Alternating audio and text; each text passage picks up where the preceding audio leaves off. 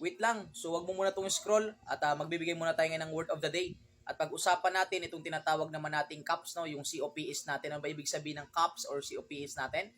It is considered as a community-oriented policing system natin, na kung saan ito yung pagkakataon ng ating police department po ay nagdi-deploy ng every policeman in police blocks natin for the purpose of the public safety services na ibibigay nila sa ating community.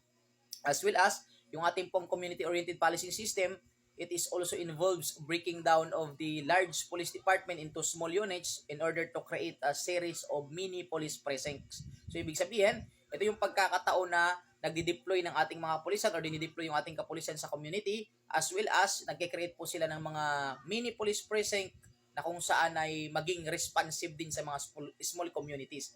Ang purpose nito is para mas effective or mas mapapa-effective pa natin yung pagbibigay ng safety services sa ating publiko. That is the purpose of community-oriented policing system natin. As well as, meron din po silang mga objectives, no, yung ating COPS. Ano po ba yung objectives ng ating COPS? Unang-una is para magkaroon po ng police visibility, no? Ang purpose po kasi ng police visibility kaya nga napupunta na sa community yung ating mga police officer, nagkaroon ng mga police blocks, it's because para kung magkataon na merong mangyaring krimen is madaling ma-reach out ng ating community si police officer, madali silang hingi ng tulong sa ating mga police officer.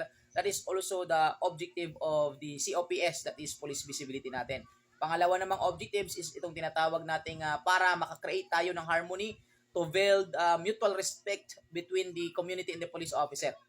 Sapagkat hindi natin mapagkakailan na there is a gap between the police officer and the community, kasi nga nung kabataan natin is ginagawa kasing pantakot ng mga parents yung ating mga kapulisan sa kanilang mga anak.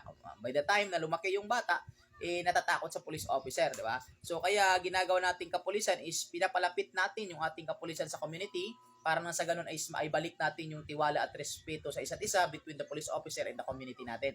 As well as, isa din sa objective ng ating COPS or Community-Oriented Policing System, itong tinatawag naman nating kumbaga ma-maintain or mapanatili natin yung pagkakaisa between sa ating kapulisan at the community in relation to the crime prevention and crime suppression. Sapagkat napaka-importante na yung ating kapulisan at ang community ay nagkakaisa in terms of crime prevention and crime suppression. Sapagkat sino naman gumagawa ng krimen is si tao naman po, nasa community naman yung gumagawa ng krimen. So by that, na nagkaroon ng pagkakaisa, so malist natin ang commission of the crime. So yan yung mga objectives po ng ating COPS or Community-Oriented Policy System. Ulitin ko po, ang COPS po natin, ito yung pagdi-deploy ng mga policemen po sa ating community, nang sa ganun is maka-provide ng public safety services, as well as breaking down of the large department into small units, ay nagkakaroon ng mga mini police precincts para makapag-provide din po ng response to the small communities natin. As well as yung objectives nila is police visibility, tapos yung para makapag-build ng mutual respect, as well as ma-maintain natin yung pagkakaisa between the community and the police officer. So sana nakatulong sa inyo yan. At syempre, ito pa yung lingkod, your Mr. Word of the Day, Emmanuel, the Master Showman, Villager, Black Colors, as CBRC National Tour and Registered Community. God bless you all. Have a nice day. Thank you so much.